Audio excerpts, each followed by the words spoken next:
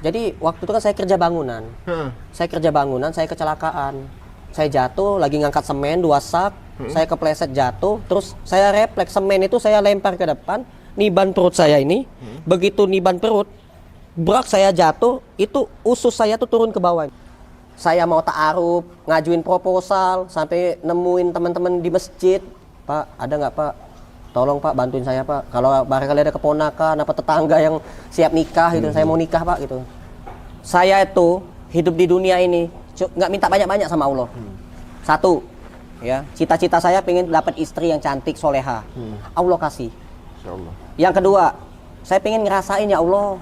Nggak hidup sama sekali. Jadi kalau misalkan kayak gini nih hidup nih, ini masih mending. Kayak gini aja nggak? Gini, nih, ngecut namanya. Nggak punya kendaraan, gitu kan? Mudah-mudahan ya Allah, Allah Maha Kaya, percikin dikit lah rezeki kan gitu, biar bisa punya kendaraan.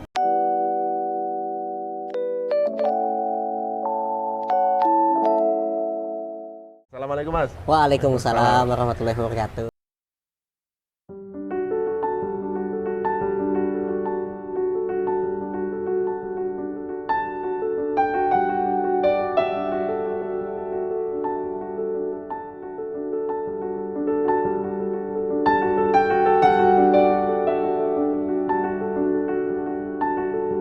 Kalau menurut saya, setelah saya pantau adalah sudah pada level ustadz menurut saya sih sebenarnya ya, karena sudah hidup menjalankan apa yang dia katakan gitu ya. Walk the talk orang bilang. Nah Mas Adit, sebelumnya ini ternyata di dunia sosial media sudah banyak yang mengenal Mas Adit ya, mengenai rumah makan, gerakan rumah makan gratisnya itu ya. Dan sesuatu yang mungkin cuma beberapa gelintir orang yang berani melakukan itu. Nah, saya ini dan mungkin banyak penonton saya yang belum paham mengenai ini gitu. Coba tolong Mas Adit bisa ceritain nggak gitu. Asal muasalnya bagaimana sih Mas Adit? Apa memang Mas Adit sudah seseorang yang memiliki saldo cukup gemuk gitu sampai akhirnya berani melakukan ini gitu? Assalamualaikum warahmatullahi wabarakatuh. Assalamualaikum. Sebelumnya saya perkenalkan diri, nama saya Aditya Prayoga dari Rumah Makan Gratis. Alhamdulillah rumah makan gratis ini berjalan dari sejak tahun 2016 sampai sekarang. Alhamdulillah atas izin Allah tiap hari buka. Tiap hari terus. buka, tiap hari. Buka. Dari 2016 sampai sekarang. Sampai sekarang. Tidak ada hari libur. Gak ada hari libur ya. Berarti kalau sekarang udah hitung 5 tahun berarti ya. 5 tahun kali 300 hari teman-teman. Udah 1.500 hari yang diberikan untuk yang datang ke rumah makan gratis. Ini gimana? Awalnya tuh seperti apa punya ide seperti ini? Ya, awalnya itu berawal dari waktu itu saya diuji dengan kesulitan ekonomi.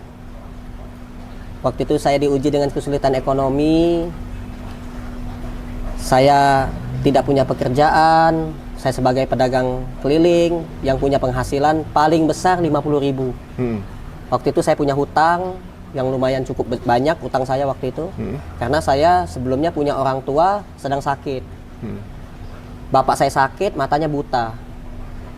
Kena penyakit komplikasi, penyakit gula, diabetes, sama glukoma. Mata dua-duanya buta, nggak bisa lihat. Jadi setiap kali bapak saya harus makan obat, harus beli obat, saya terpaksa harus cari uang. Sampai saya rela pinjam uang sama teman saya dan akan saya bayar secara cicil. Sampai bapak saya meninggal, utang saya numpuk. Utang sama teman yang ini, teman yang ini, teman yang ini. Kalau saya total, utang saya itu mencapai lebih dari 20 juta. 20 juta. Tahun berapa tuh? Waktu itu tahun 2016. 2016 ya? Iya, awal 2016. Nah, tapi sebelum bapak saya meninggal, bapak saya tuh pernah berpesan.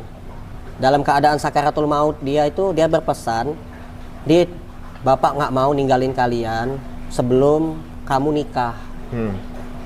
Carilah istri, keluarlah rumah, carilah istri. Bapak tungguin." Merinding saya, gemeteran saya. Saya tuh ada penyakit yang saya belum cerita ke bapak saya. Kalau saya tuh punya penyakit. Apa tuh? Saya tuh mandul. Punya saya tuh nggak hidup. Sudah saya rasain berapa lama itu, nggak bisa hidup sama sekali. Tahunya nggak hidup ini gimana? Jadi waktu itu kan saya kerja bangunan. Saya kecelakaan. saya jatuh, lagi ngangkat semen 2 sak, saya kepleset jatuh, terus saya refleks semen itu saya lempar ke depan, niban perut saya ini, begitu niban perut, brak saya jatuh, itu usus saya tuh turun ke bawah ini, sampai ke dengkul. Allah, ya Allah. Jadi saya pegang paha saya itu, belenjer-belenjer itu,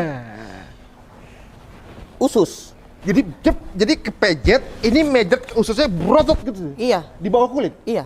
Allah. Jadi saya jatuh nggak bisa jalan. Oh. Diangkat sama orang ke tukang urut, diurut naik ke atas, tapi naik ke atas, pelan-pelan naik ke atas, sakitnya minta ampun, sakit, dinaikin ke atas. Nah, begitu sudah diurut, tetap aja nggak bisa jalan. Kalau gerak dikit sakit, paha ini gerak sedikit sakit, dipegang sakit, gitu. Jadi usus ini turun ke bawah, turun berok namanya. Kayak orang hernia ya, tapi Iya. hernia kan di situ cuma tempat itu ya. Ini turun ke bawah sampai sini, sampai dengkul ini nih. Jadi usus. Jadi dinaikin ke atas terus, dinaikin ke atas oleh tukang ngurut. Berkali-kali saya ngurut, gitu, dinaikin ke atas. Jadi makanan Mas Adit juga lewat situ berarti itu ya? Iya, Berarti. muter. Nah, akhirnya begitu dibawa ke tukang urut, berapa hari saya dibawa ke tukang urut, akhirnya alhamdulillah bisa jalan. Tapi masih sakit. Jalan itu masih terasa sakit-sakit tuh masih terasa. Nah, setelah jalan sebulan, gitu, saya tuh mikir kok nggak hidup-hidup. Bagian itunya. Punya saya nggak hidup-hidup. Yang bilang ini benar-benar usus itu tukang urut itu bilang. Iya. Kalau ini usus. Usus. Saya akhirnya karena nggak hidup-hidup, kencing juga nggak normal. Sedikit-sedikit. Nggak gitu selesai enggak. Gitu. Jadi pengen kencing. Jadi itu jatuh tuh kena persis di Perut, bagian bagian perut. reproduksi segala macam ya, pengeluaran segala macam Iya, ya. perut. Jadi turun ke bawah, naikin ke atas. Akhirnya saya ke dokter. Harus operasi, kata dokter. Harus operasi.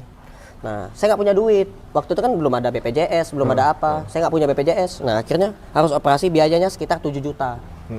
Saya nggak punya duit. Ya udah dok, saya pulang aja, nggak usah operasi gitu. Nah, ada teman saya katanya coba bawa ke tempat Sinse. Di Sinse ditusuk pakai jarum, aku puntur. Terus ada yang di bagian belakang, di bagian pantat sama bagian kaki, sama bagian sini itu dibekam. Perut ada yang dibekam. Nah, di belakang sini itu sama di belakang sini juga akdain namanya kalau bahasa Arab. Nah, sini. Ini dibekam, terus diakupuntur, terus makan herbal, obat-obatan herbal gitu. Tetap aja nggak hidup. Punya saya nggak hidup. Tapi kalau misalnya gini, misalnya apa namanya kayak kadang gitu, sempit aja ngeliat lawan jenis gitu, itu nggak ada perasaan apa-apa gitu? Nggak, ya saya nafsu sama cewek. Normal, saya Normal, tapi itunya aja nggak hidup. Iya, kalau ngeliat cewek cantik mah nafsu saya mau. Tapi itunya nggak hidup. Nggak hidup. Nah, karena berhubung bapak saya mau sakaratul maut, mau meninggal, minta saya keluar rumah cari istri, nikah. Itu dengan saya pusing, sudah galau saya itu. Wanita-wanita nggak ada yang mau sama saya. Satu, saya miskin, jelek, dekil, hitam. Saya itu hitam dulu, hitam banget. Sekarang ini agak bersih dikit. Terus nggak ada yang mau sama saya. Gitu. Orang tahu saya itu nggak ada pekerjaan, jualan keliling, pendapatan saya dikit gitu. Rumah ngontrak, ada bapak lagi sakit. Jadi cewek-cewek nggak ada yang mau. Nah, di situ saya frustasi. Udah bapak saya minta saya nikah, saya mau ta'aruf, ngajuin proposal, sampai nemuin teman-teman di masjid. Pak, ada nggak Pak? Tolong Pak, bantuin saya Pak. Kalau barangkali ada keponakan, apa tetangga yang siap nikah gitu, saya mau nikah Pak gitu. Tujuan saya nikah lillahi ta'ala, karena Allah gitu. Bukan pengen nafsu atau apa, bukan karena dia cantik, bukan. Pokoknya jelek, hitam, walaupun saya nikahin, saya bilang. Nggak apa-apa. Mau dia jelek, nggak punya wajah lah gitu kan, ibaratnya pakai topeng gitu kan. Tetap saya nikahin, asal dia perempuan gitu. Saya nikahin. Gitu. Nggak ada yang gendut banget. Ada dulu cewek, saya melamar kan.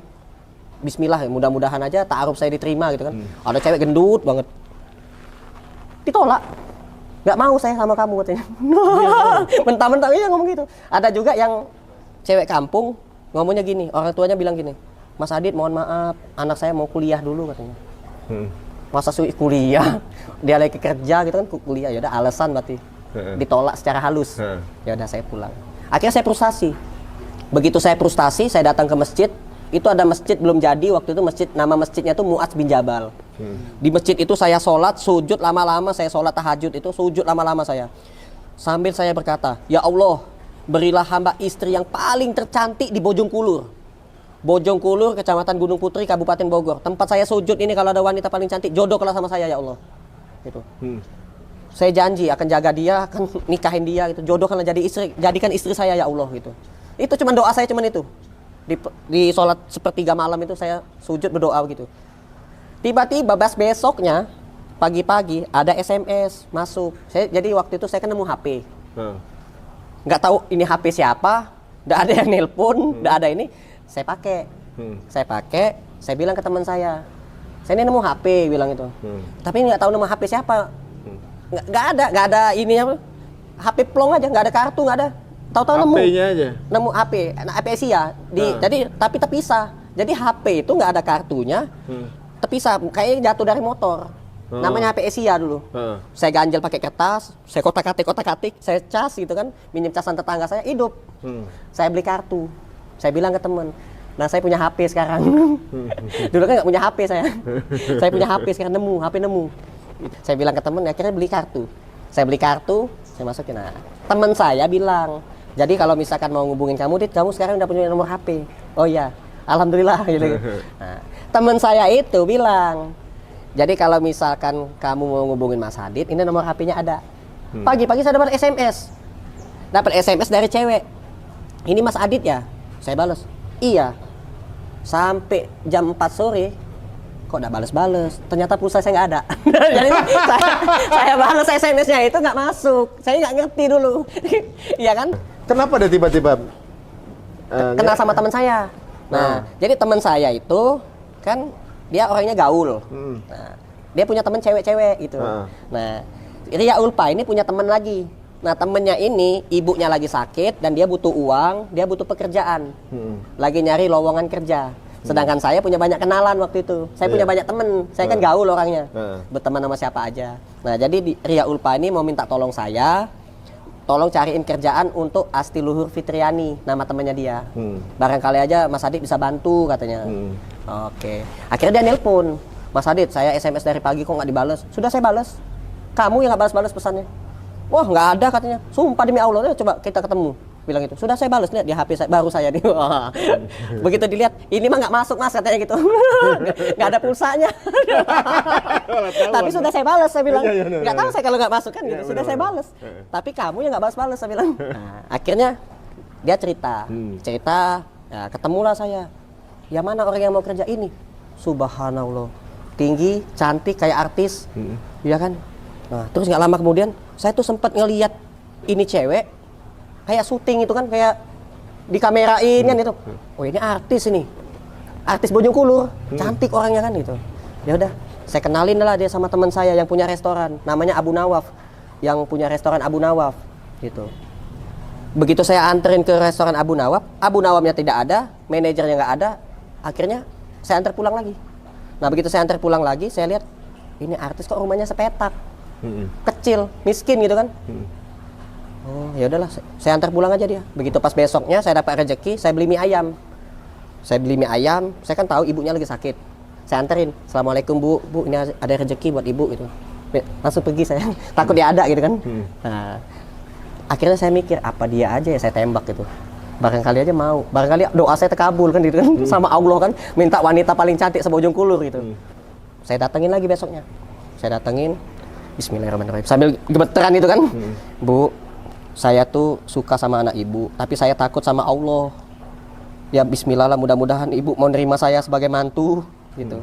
Tapi saya takut sama Allah Bu gitu. Saya nggak mau pacaran, saya maunya mau langsung nikah gitu. Ta'aruf langsung nikah gitu.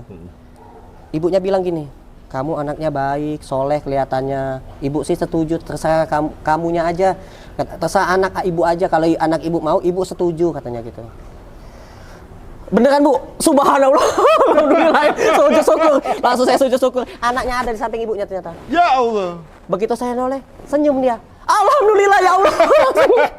Jangan lama-lama Bu gitu. Minggu depan saya datang ke sini lagi langsung nikah ya Bu ya. Saya gituin. Masalahnya itu udah hidup belum? Belum. Gak mikirin itu saya.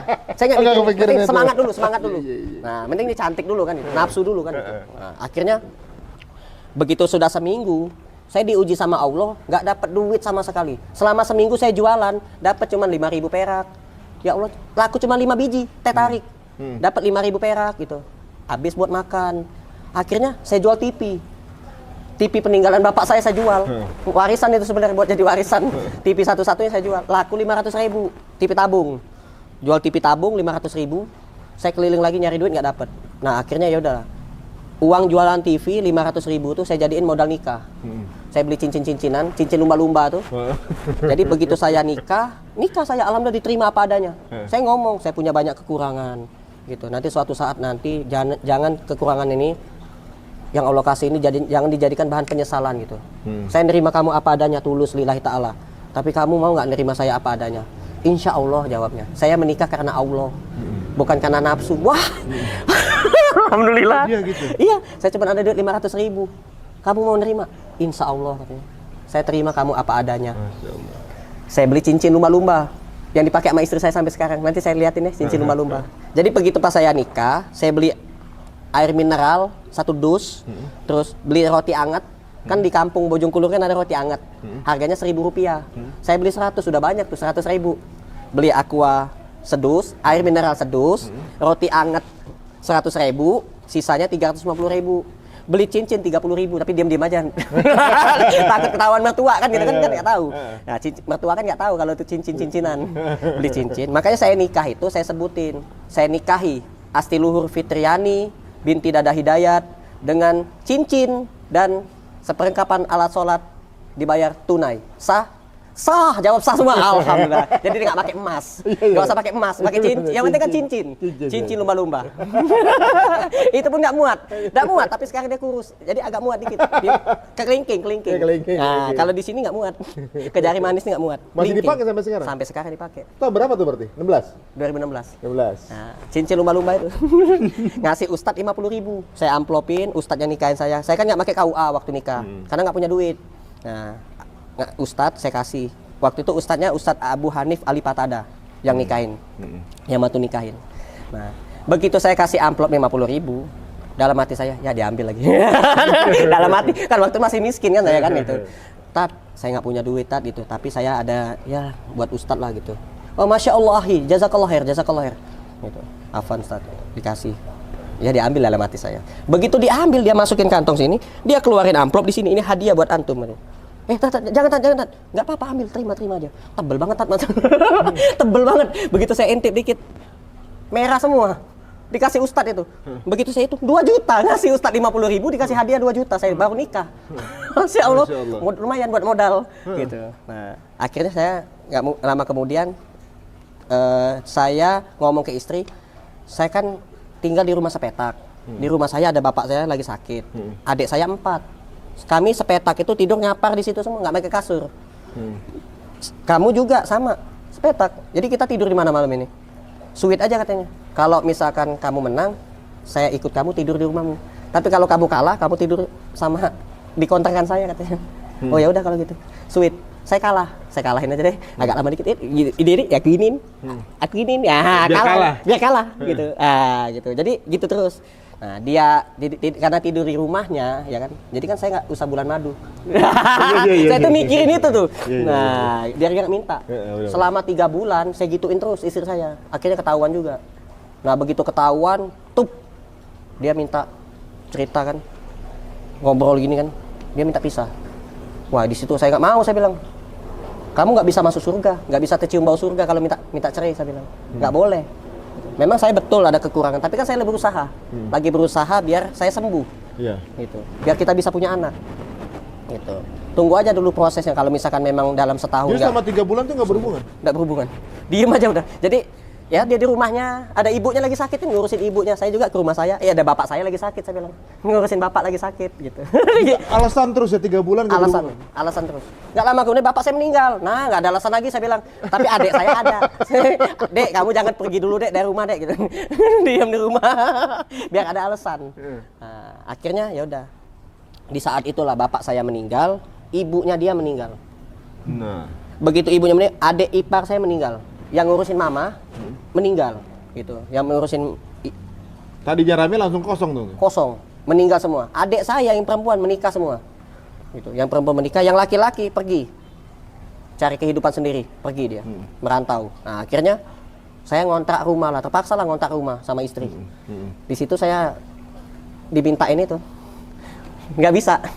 Ya gimana saya bilang dimasukin nggak masuk. Susah. Saya nggak tahu caranya mau pakai tangan, saya bilang pakai tangan. Zolim saya bilang bener. Nggak boleh. Haram hukumnya. Paling peluk-pelukan aja lah. Tidur peluk-peluk cium-cium gitu kan. Nah, gitu. Nah di saat itulah saya sholat ke masjid. Subuh-subuh saya rajin ke masjid. Nah di saat saya sholat di masjid subuh-subuh, keluar dari masjid ketemu nenek-nenek. Nenek-nenek bawa karung, jalan kencot-kencot, pincang-pincang. Saya lihat nenek ini kok jalannya kencot-kencot kayak minta dikasihanin gitu. Depan saya. Saya kan orang miskin, bukan orang kaya. Kok dia minta dikasihanin gitu kan? Akhirnya saya kena penasaran, saya tegur, "Nek, kok jalannya kencot-kencot, Nek?" Gitu. "Kenapa, Nek?" "Kaki nenek sakit, Jang," katanya. "Coba Nek lihat, Nek." Begitu saya senter, innalillahi, kakinya bolong. Allah. Sudah bolong, begitu saya deketin lagi mata saya lihat innalillahi. Itu ulet Nek yang putih-putih berjalan begini, belatung. Saya pikir belatung itu cuman ada di orang mati. Orang mati, tikus mati itu belatungan. Ini enggak, nenek-nenek kakinya hidup jalan. Belatungan kakinya. "Nek tinggal di mana, Nek?" "Di Kampung Pabuaran Wetan." "Ya Allah, Nek, jauh banget lagi." Ya udah saya anterin. Begitu saya anterin, sudah sampai di rumah nenek itu, ada ibu-ibu nyemur pakaian. Saya tanya, "Bu, saya ketemu nenek ini depan masjid. Saya lihat dia bawa karung, jalannya kencot-kencot, kakinya sakit, bolong gitu. Bahkan ada uletnya. Kemana, Bu, keluarganya? Kok tega sekali? Nenek-nenek disuruh cari rongsok, nyari duit gitu. Lagi sakit. Apalagi hujan gerimis waktu itu. Kalau kena air kan pedih lah pasti." Ya. Nah, dijawab sama ibu itu, "Oh, nenek itu mah hidupnya sebatang kara, Pak. Kalau dia nggak nyari makan, yang nggak bisa makan. Kalau nggak nyari duit nggak bisa makan." Wah, di situ saya terketuk hati saya. Saya yang miskin, image saya ini miskin dulu. Ketemu orang kaya saya ngeluh. Begitu saya ketemu nenek itu, rasa miskin saya itu hilang. Betul-betul hilang. Yang ada di pikiran saya itu gimana caranya nyari duit biar bisa bantu nenek ini. Itu di pikiran saya.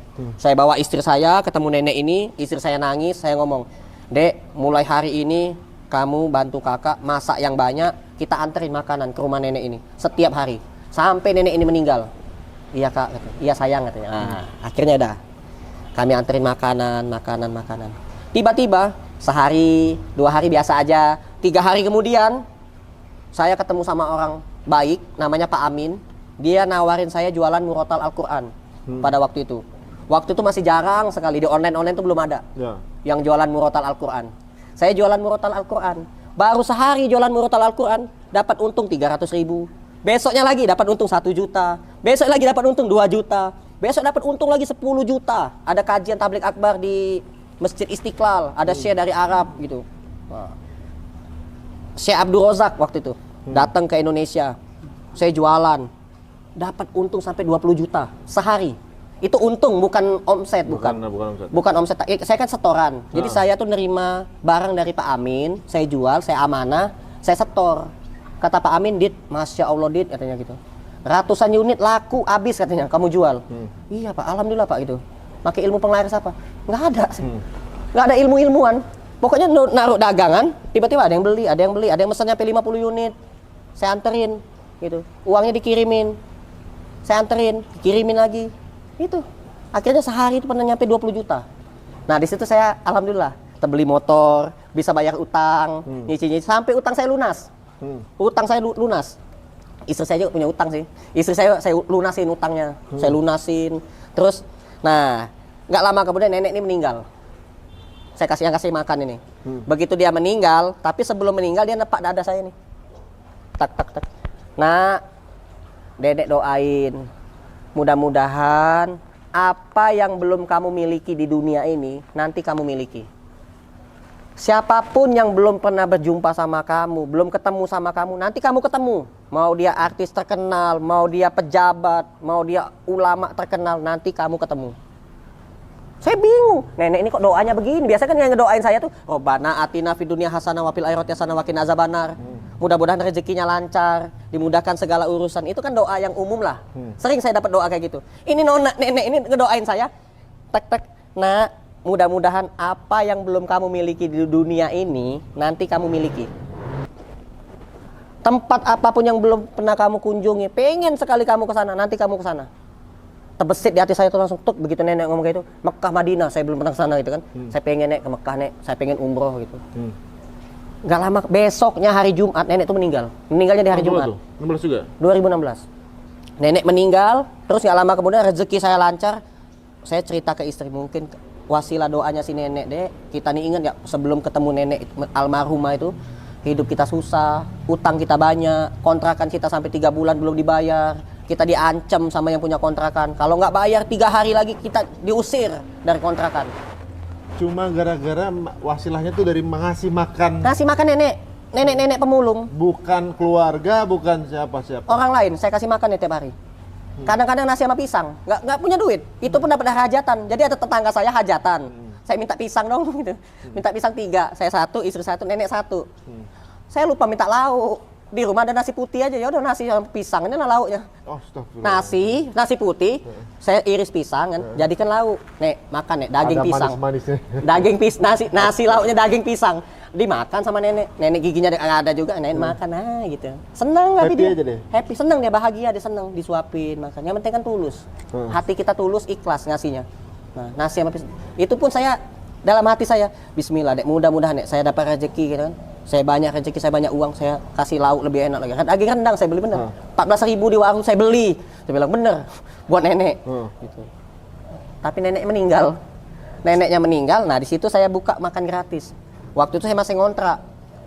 Jadi depan rumah saya kan ada halaman kecil lah. Halaman kecil itu saya bentangan karpet, meja-meja saya keluarin, dispenser saya keluarin. Saya beli kopi yang banyak, kopi, susu, teh. Saya tulis di kardus. Yang mau ngopi gratis, pemulung, tukang sampah, tukang rongsok silakan sini datang, ngopi gratis. Ini makanan juga, ini semua makanan yang dimasak sama istri sama saya juga gratis. Ada nasi bungkus, ada makanan prasmanan, silakan makan gratis. Lauknya enak-enak nanti, saya masakin. Ayam, ikan, daging rendang saya masakin gitu. Nah. Itu waktu di momen itu kan nenek meninggal kan rezeki banyak waktu itu. Iya. Alhamdulillah. Itu waktu itu usahanya apa? Jualan. Masih yang murotal? Masih, sampai sekarang saya jualan keliling. Karena ada corona nggak bisa jualan lagi, susah. Itu dari murotal doang itu? Murotal Al-Quran. Dari keuntungan dari jual murotal itu untuk kemudian buka Rumah makan gratis. Iya. Awalnya di rumah? Awalnya di situ. 2016 itu? 2016 itu. Terus sampai saya bisa ngebangun sendiri. Nah, waktu saya ngebangun, kehabisan duit. Motor kesayangan saya baru beli 3 hari. Jadi baru saya 3 hari beli motor, waktu itu saya jual. Motor bagus lagi, motor Beat, Honda Beat. Jadi saya beli motor Beat second sih. Beli motor Honda Beat second 7 juta. Saya bangun rumah makan gratis. Nggak punya duit saya. Akhirnya saya jual ke teman saya jamaah masjid. Saya jual 8 juta. Mahal banget katanya. Tolong bantu saya juga Pak, saya bilang itu. Bapak beli motor ini, jangan lihat harganya, tapi lihat pahalanya Pak, saya bilang. Demi Allah, ini semua uangnya buat bangun rumah makan gratis. Bukan buat saya ke mall, beli baju istri, dak. Buat rumah makan gratis.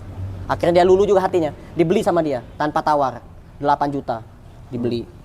Nah, terus gak lama kemudian saya dapat rezeki lagi, saya beli motor jadul, tapi gak ada SNK-nya sih, motor buat nganterin galon, namanya Skiweb, nggak ada spakbornya, nggak ada, ya lumayan lah gitu.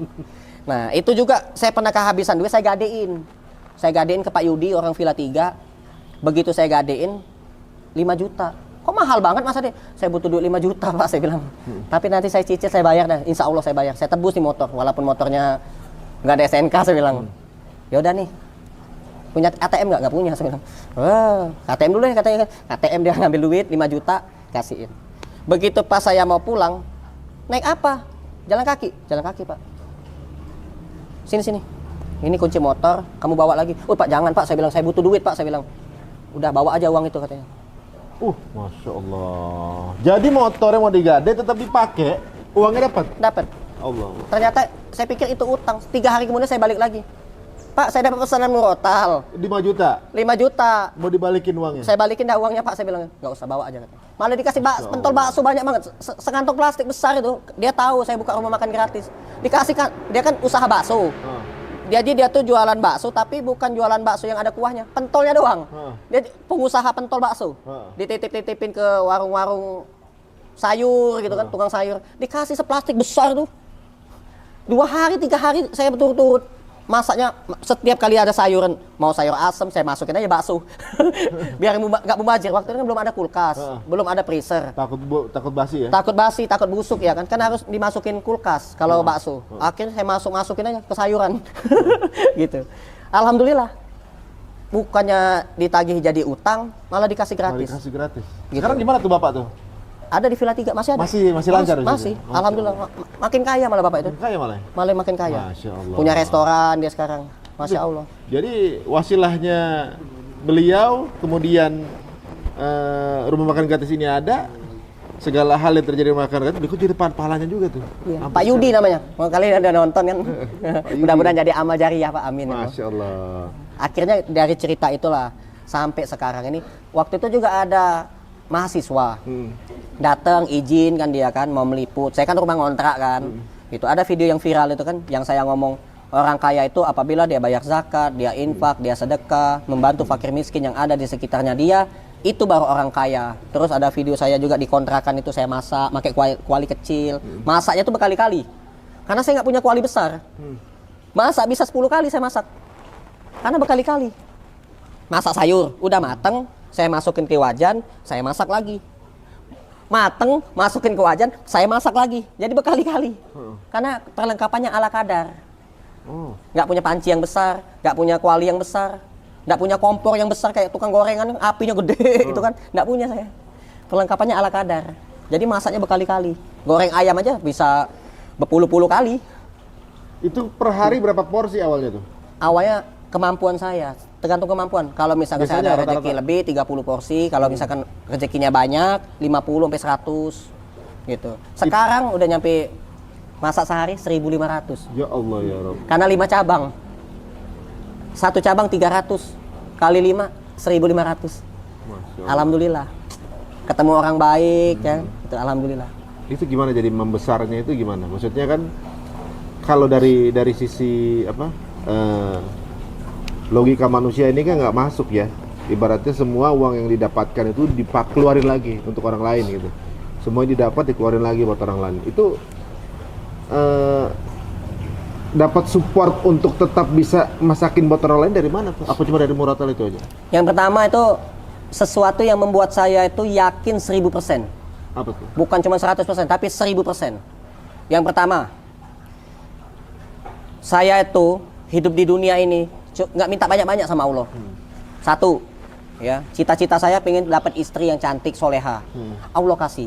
Insya Allah. Yang kedua, saya pengen ngerasain ya Allah, ngerasain nikmat ini ya Allah. Allah sudah ngasih saya rezeki berupa istri, soleha, cantik, orang pengajian, ngaji, baca Quran tiap hari, baca Quran, gitu.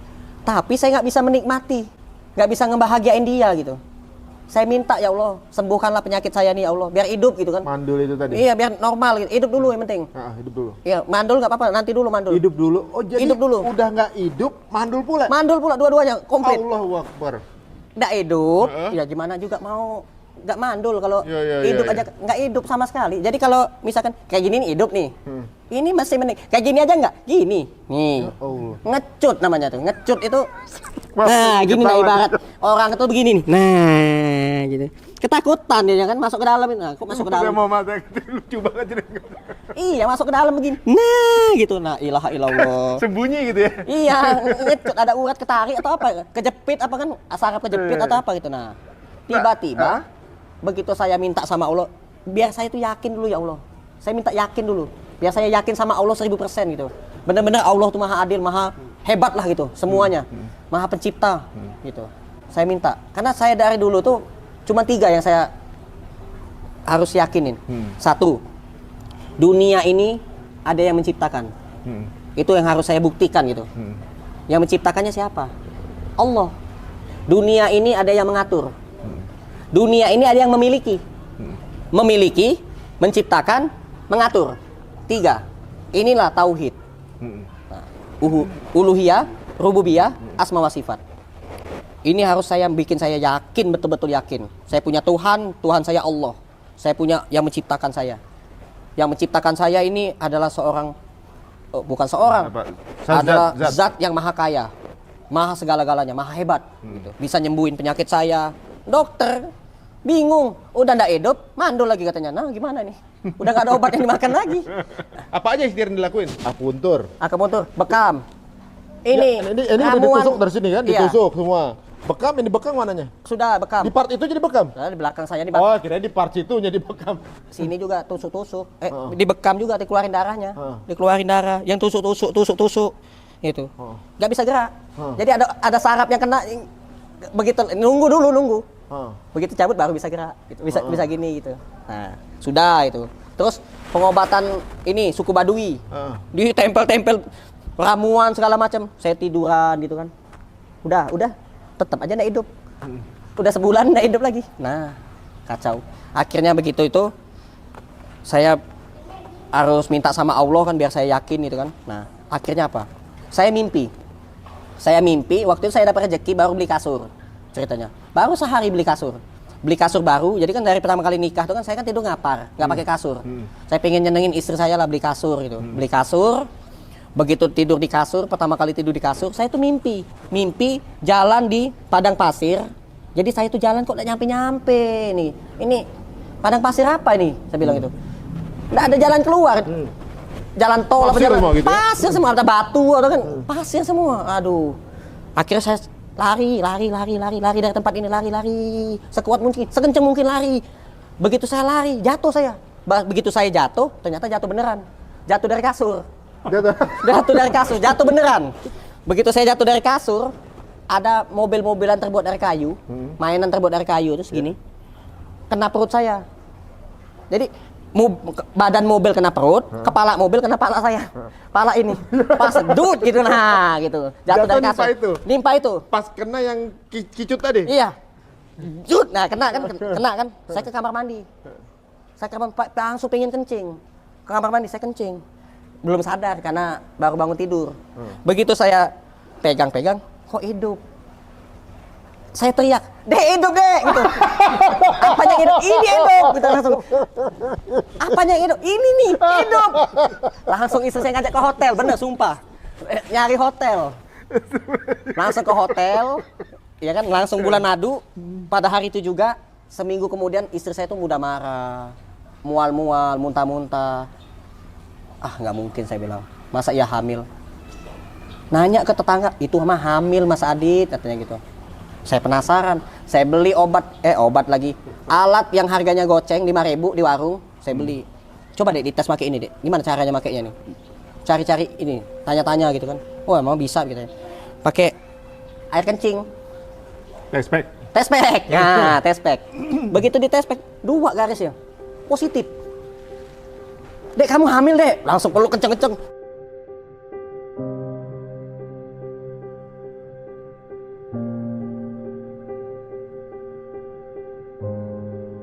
Wah, bener berarti. Allah Maha Hebat.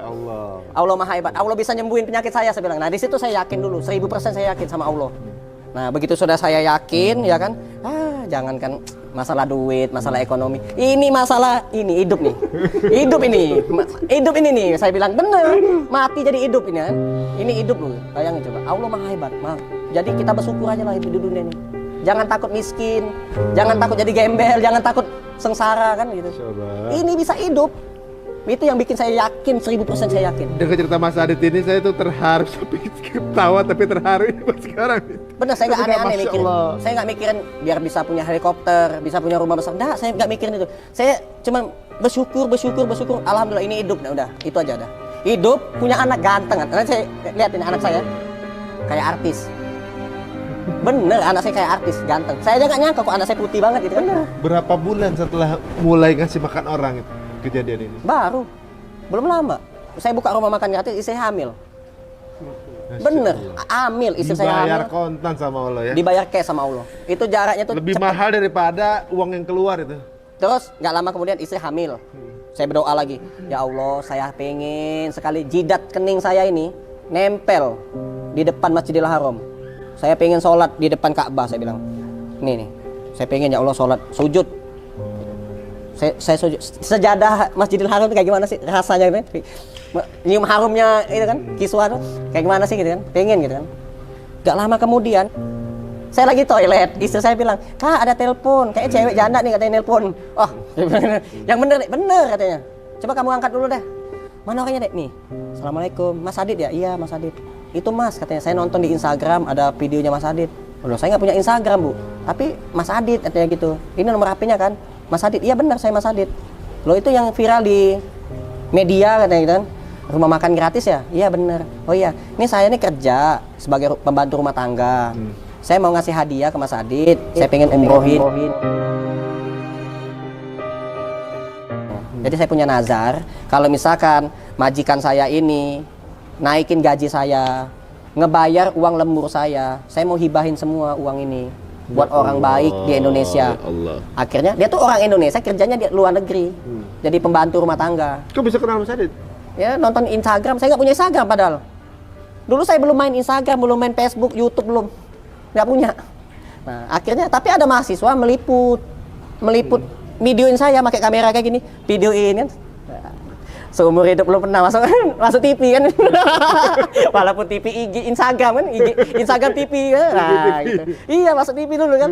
Nah, akhirnya masuk Instagram terus dikasih umroh gratis.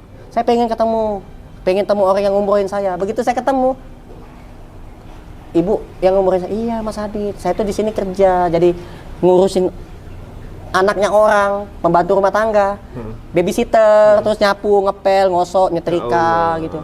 Saya pikir yang ngumurin saya orang kaya, konglomerat artis, apa kan itu pejabat, ya kan, orang kaya, ternyata pembantu rumah tangga. Ya Allah. Yang ngumurin saya, gitu. Itu Mas Adit ketemunya orang-orang hanif ya, maksudnya ketemu orang-orang yang orang baik. Masya Allah. Terus abis umroh, begitu di Mekah itu, mumpung kesempatan kan, semua doa kita dikabulkan oleh Allah di depan Ka'bah. Ya udah deh, mumpung di sini kan ya. Saya doa aja. Ya Allah, istri hamba lagi hamil ya Allah. Mudah-mudahan nanti pas lahiran tidak naik beca, tidak naik ojek, tidak naik angkot, tidak naik motor online, mobil online gitu kan. Ya Allah, mudah-mudahan ya Allah punya kendaraan sendiri gitu. Enggak punya kendaraan gitu kan. Mudah-mudahan ya Allah, Allah Maha Kaya, percikin dikit lah rezeki kan gitu, biar bisa punya kendaraan. Biar nanti pas istriku lahiran bawa mobil sendiri kan ke klinik atau ke bidan gitu, dapat rezeki kan itu.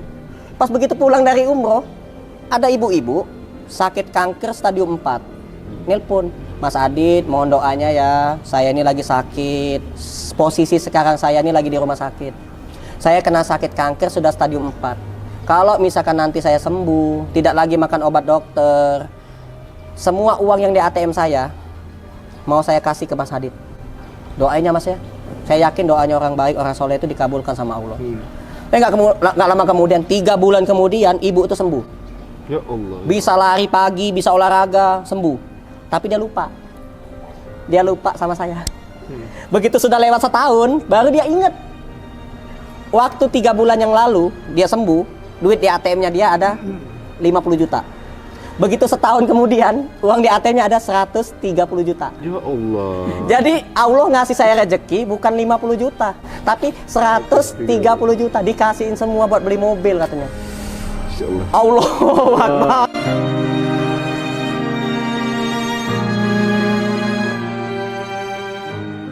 Ya Allah, Allah Maha Baik, ya Allah, alhamdulillah. Sekarang saya ke rumahnya Bang Ari Untung pakai mobil ini. Ya Allah. Alhamdulillah. Dapat rezeki beli mobil. Gak lama kemudian ada lagi orang baik ngasih saya duit lagi buat beli mobil operasional katanya. Mas Adi udah punya mobil, udah 1, alhamdulillah. Rezeki dari orang baik itu. Saya tambahin 1 lagi buat operasional katanya. Kalau mau belanja ke pasar, mau bagi-bagi sembako apa-apa, buat jemput anak yatim katanya. Saya kan punya rumah tahfiz Quran. Saya buka rumah tahfiz Quran gratis gitu. Akhirnya dikasih lagi mobil. Nambah lagi 1. Masya Allah. Terus saya diundang lagi ke radio. Ada radio silaturahim, radio dakwah. Di radio itu saya wawancara kayak gini, ngobrol. Terus ada pendengar radio nelpon. Saya mau dong ngomong sama Mas Adit itu. Ngomong saya. Halo iya Pak. Saya tuh punya rumah di pinggir jalan. Di Jalan Raya Cilangkap Baru nomor 9A. Iya terus Pak, saya mau rumah itu jadi rumah yang berkah lah, bermanfaat katanya. Tolonglah bangun rumah makan gratis di situ. Kamu tinggal di situ. Kamu buka rumah tahfiz Quran di situ. Pakai aja rumah itu gratis.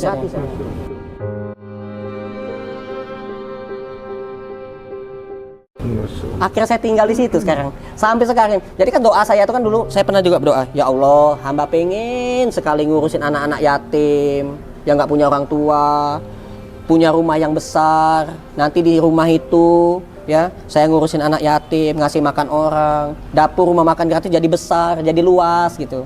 Nggak di rumah sepetak ini, saya bilang itu. Minta sama Allah, Allah kasih, gratis. Jadi apa coba? Jadi selain bersyukur aja, banyak-banyak bersyukur aja sama Allah. Pasrah aja kita dah, pasrah itu. Mau hidup, mau mati, mau ada duit, nggak ada duit, kita pasrah. Kita serahkan semuanya sama Allah. Serahkan segala urusan kita ini sama Allah, biar Allah bantu menyelesaikan. Jangan kita merasa sombong. Saya bisa menyelesaikan sendiri, ya. Tahu-tahu nggak bisa. Tapi kalau minta pertolongan Allah, iyyaka na'budu wa iyyaka nasta'in. Hanya kepada Allah saja kita meminta, menyembah, memohon pertolongan sama Allah. Yakin 1000% Allah bantu. Allah bantu, alhamdulillah. Jadi semua perjalanan Mas Adit ini luar biasa banget ya. Jadi maksudnya semua di jalanin ini bisa dibilang modalnya modal iman aja ya. Jatuhnya ya. Iman sama ikhtiar udah. Ikhtiar, yakin juga, yakin sama ya. Allah. Allah betul-betul maha baik. Tiba-tiba semuanya tuh kayak datang sendiri gitu ya. Lagi butuhnya apa dianterin gitu. Butuhnya apa dianterin. Sampai ke apa? Nggak sengaja jatuhnya aja di tempat yang tepat. Tapi saya pernah terbesit juga, set gitu kan. Ya Allah, musibah lagi nih. Jadi waktu itu kan punya duit 500.000. Saya belanja sama istri ke pasar Cilengsi. Beli ayam 10 ekor.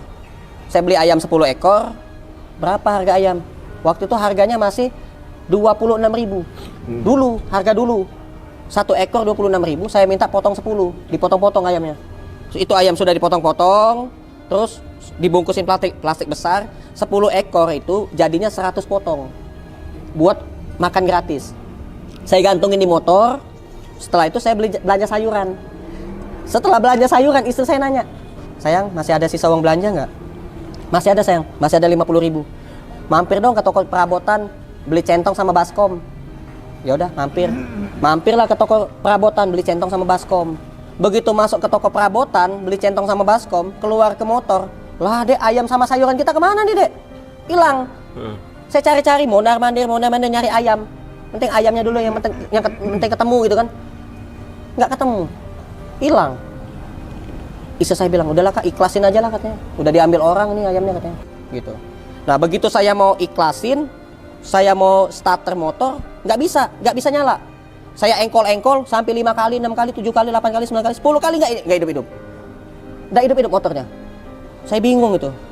Dek, mogok dek, nggak punya duit lagi sepersen pun. Tadi masa ada nggak belanjaan sisanya?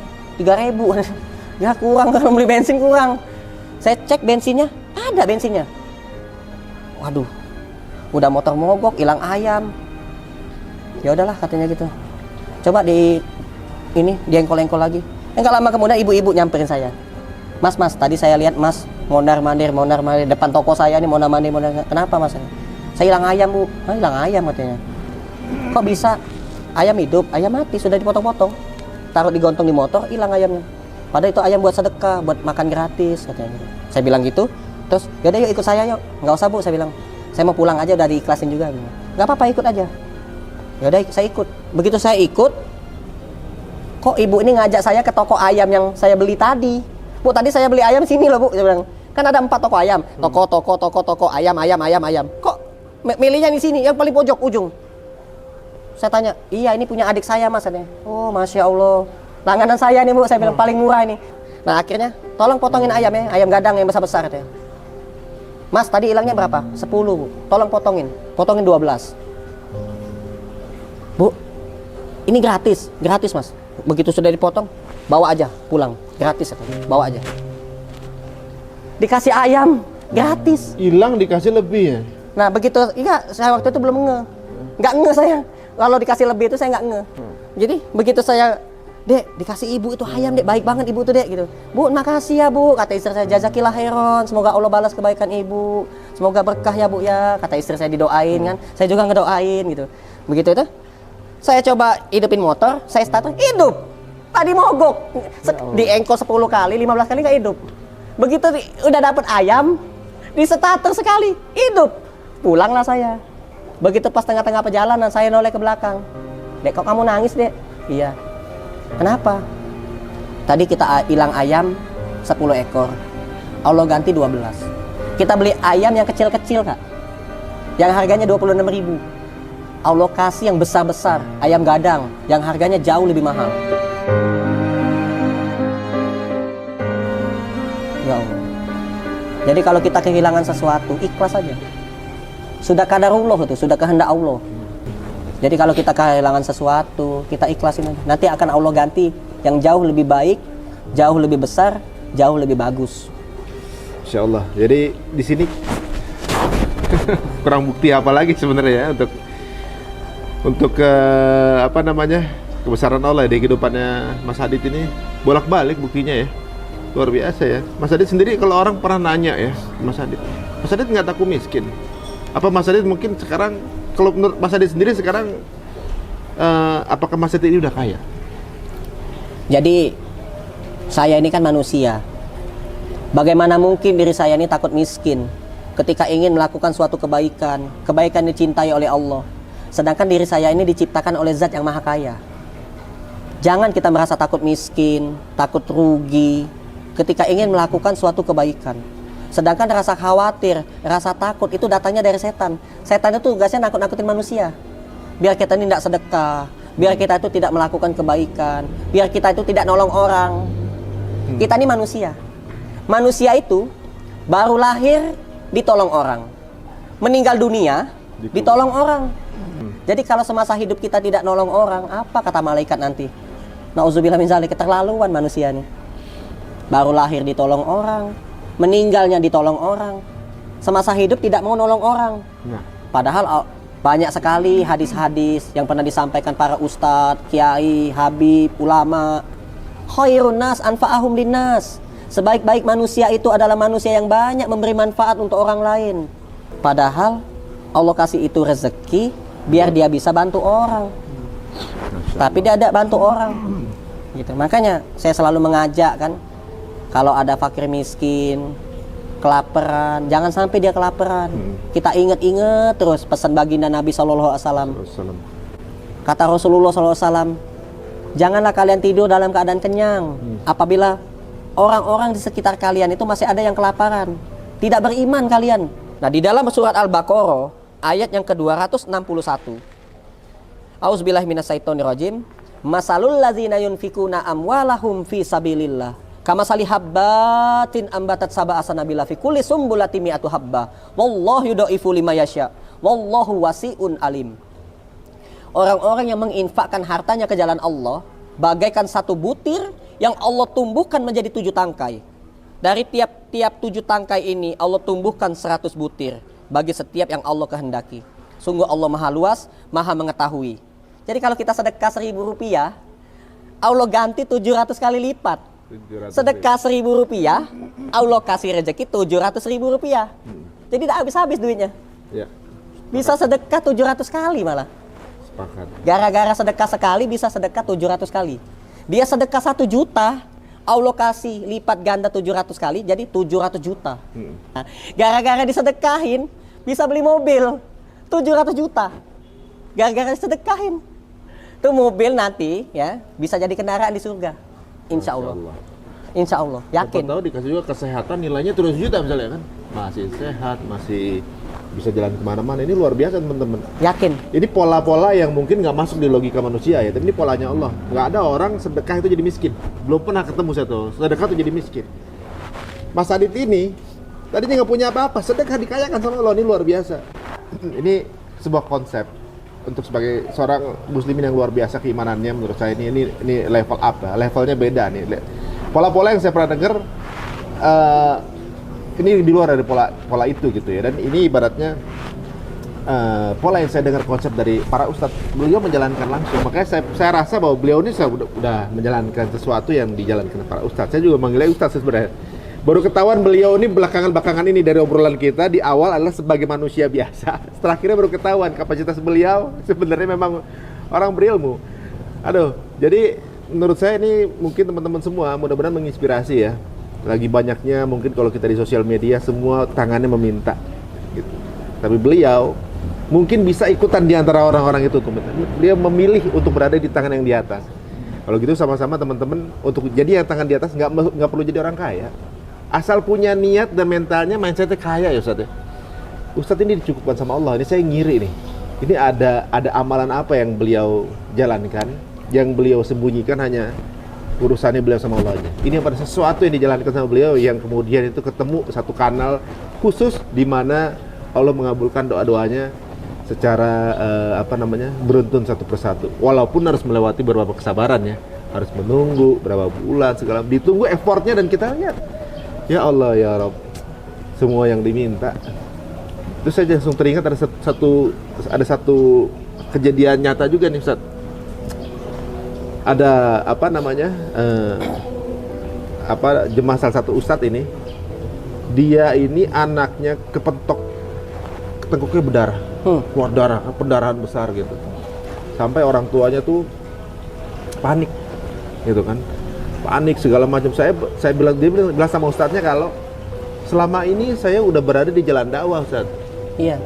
Saya sebagai penggerak dakwah, dan pasti berikan cobaan seperti ini. Pada anak saya ini anak satu-satunya yang saya sayang banget gitu kan. Kenapa kasih cobaan seperti ini? Jangan dulu sama Allah, pasti ada rencana baik katanya gitu kan. Iya.